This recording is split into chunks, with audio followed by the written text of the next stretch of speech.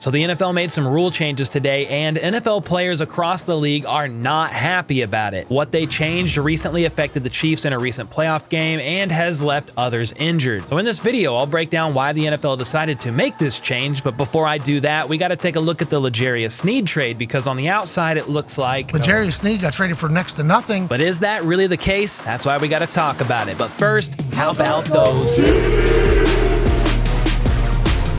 Over the weekend, Adam Schefter announced KC is trading cornerback L'Jarius Sneed to the Tennessee Titans pending a past physical, which should happen today. And the good news is the Chiefs can now fill up some positions of need, such as QB2, running back, left tackle, defensive end, interior O-line, etc., because trading Sneed gives them an additional $19.8 million in cap space and brings the total to around $27 million available for the team. The bad news about this trade is L'Jarius Sneed is now gone. He was a dog, and many are saying that the Chiefs got a piss-poor deal on the return for Sneed. Late Friday evening, Adam Schefter reported the Chiefs are finalizing a deal to send L'Jarius Sneed to the Titans in exchange for a 2025 third-round pick in addition to a 2024 seventh-round pick flop. And yes, you heard that correctly. They are receiving a third-round pick for next year, 2025, not this year. The craziest part about that to me is Sneed was one of the best corners in the league last year, and the Chiefs couldn't even get a pick for this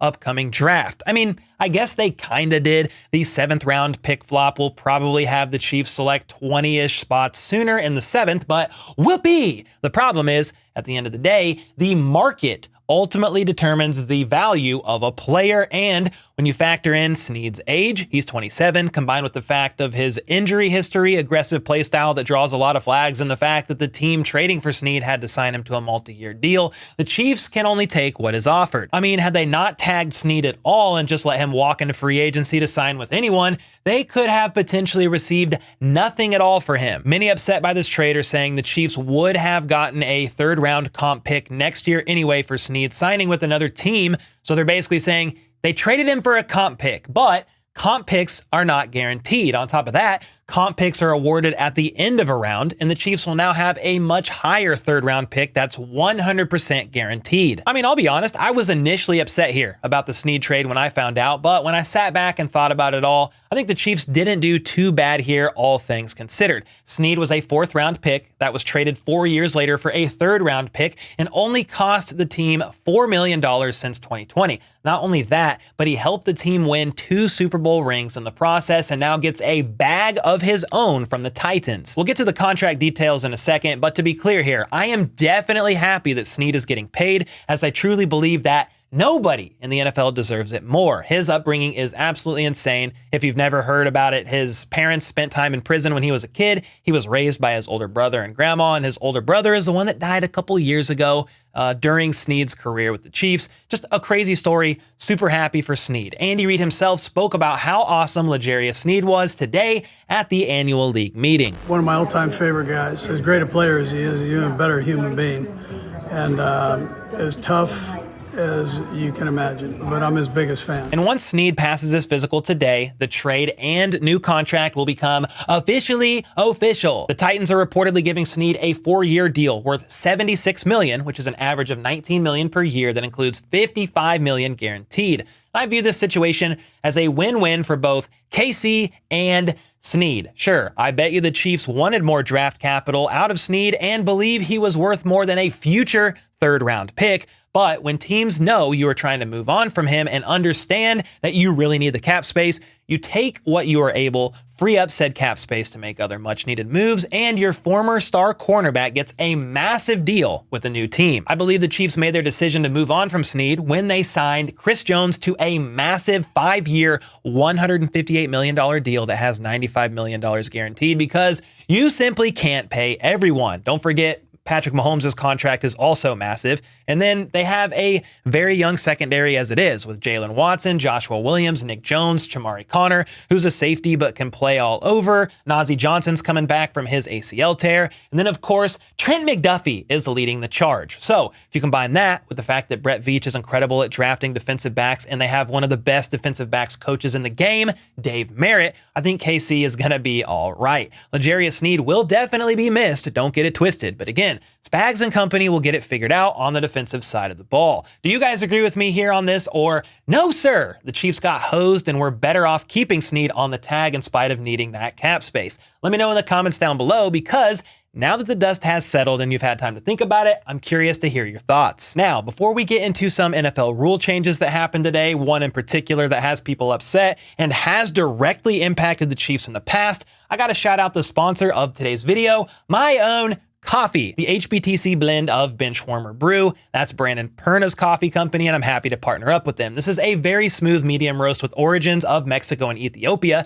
and not only does every bag purchased help support the channel, but every cup you drink will leave you with a victorious buzz and the aftertaste of sweet victory. To get your bag or bags today, just click the link in the description down below. Next up, there's been a rather controversial rule change to the NFL that we have to talk about. The NFL's annual league meeting is taking place right now, March 24th through the 27th in Orlando, Florida. This is a time where NFL head coaches and owners meet to do things like take a group photo of all the coaches so Andy Reid can show off more of his Hawaiian shirt collection, as well as other important matters like voting on proposed rule changes. Well, the owners just voted on some rule changes today, including the controversial one we'll look at in a second. The changes that were less bothersome overall were as follows. A team used to be able to challenge twice in a game, and if they were successful on both of those challenges, they would be able to have a third challenge. They would get awarded an extra one. Well, now all they have to do is win one of their two challenges, and they will get awarded that third one,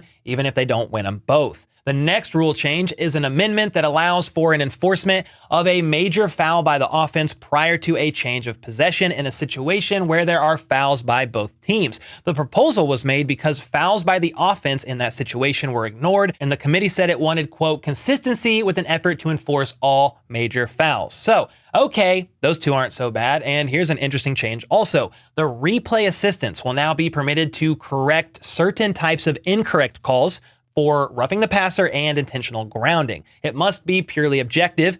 Quarterback wasn't hit in the head, was out of pocket, etc. So if a ref gets it wrong, for example, it appears a defender struck the QB in the head and therefore they threw a flag for roughing the passer, but the replay reveals the head was not struck, but the shoulder, the replay assistant can actually tell the ref he needs to pick up the flag. That's actually a pretty big deal in my opinion. A good step forward. Probably needs to be allowed on more penalties than just roughing the passer and intentional grounding, but again, it's a good start. There are also more potential changes coming if they get enough votes, maybe tomorrow, such as a major change in how kickoffs are done. It's similar to how the XFL did them last year, I believe, but I will dive into those details in a later video if that actually passes, because it is quite the change. Now, a rule change that did pass today and was seen as more quote-unquote controversial than the others is the outlawing of the hip drop tackle, or at least that's how it was initially reported. Some came out after the announcement, though, clarifying the league is specifically banning the swivel hip drop tackle, where the defender jumps in the air and then drops on the runner's legs from behind. This is actually the type of tackle that jacked up Mahomes' ankle, sprained it pretty badly in the 2022 divisional game against the Jags. I believe it was Arden Key that tackled him and dropped down on his ankle awkwardly,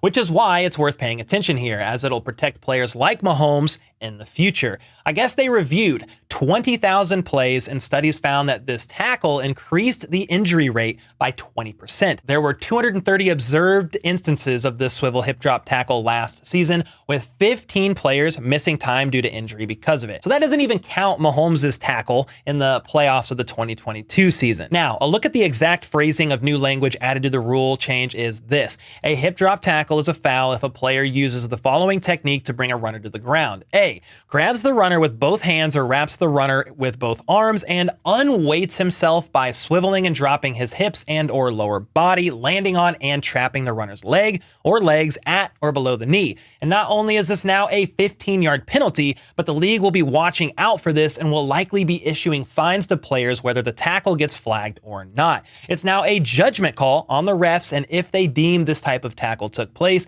the result, again, is a loss of 15 yards and an automatic first down. The NFLPA was actually against the rule change on hip drop tackles, with Executive Director Lloyd Howell and players on the executive committee saying they don't believe it can be fairly enforced. Referees already struggle making judgment calls as it is, and giving them even more authority to make judgment calls like this on the fly, it makes many fans and players, current and former, unhappy. It could also potentially cause players on the offensive side of the ball to flop in an attempt to draw this flag. Guys on the offense now are going to start. Oh, yeah. Every time. Oh, Yeah. my. Every We didn't time. even think about guys with the ball. Flop. This is just a dumb decision. If you take away tackling somebody from the side, what else are they going to take away? Now we got more judgment by the refs. What do we even do? It doesn't make any sense. Everybody seems to be pissed, and for good reason. Pat McAfee wasn't the only one with this line of thinking. Safety Javon Holland sarcastically responded that the NFL banned tackling in general. J.J. Watt said they need to just fast forward to the belts with flags on them, i.e., the NFL is becoming flag football, which is exactly what Justin Simmons said.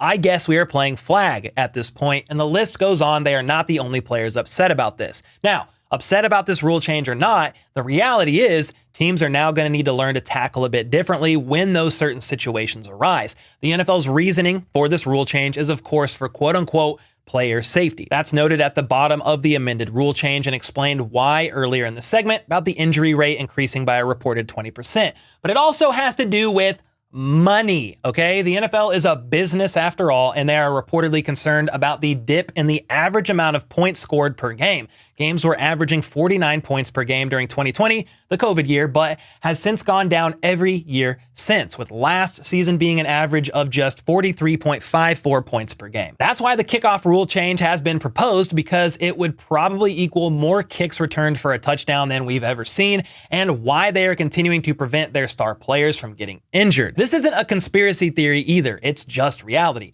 More points scored per game equals more excitement for the average fan, which equals more people watching, in theory, which equals more money made. So at the end of the day, the NFL wants more entertaining games, higher scoring, as it simply makes them more money. This will in theory protect offensive players from the swivel hip drop tackle, but could result in other injuries as defenders try to adapt and tackle in a different way in real time while moving 13 to 20 miles per hour at each other on the field. This is all definitely easier said and subjectively enforced by officials than done. But with all that being said, make sure to let me know your thoughts on these rule changes in the comments down below. Do you agree with them? You understand where they're coming from? Or is this sport slowly taking steps towards becoming flag football? Let me know either way in the comments down below. And until next time, let's go. Let's freaking go. How about those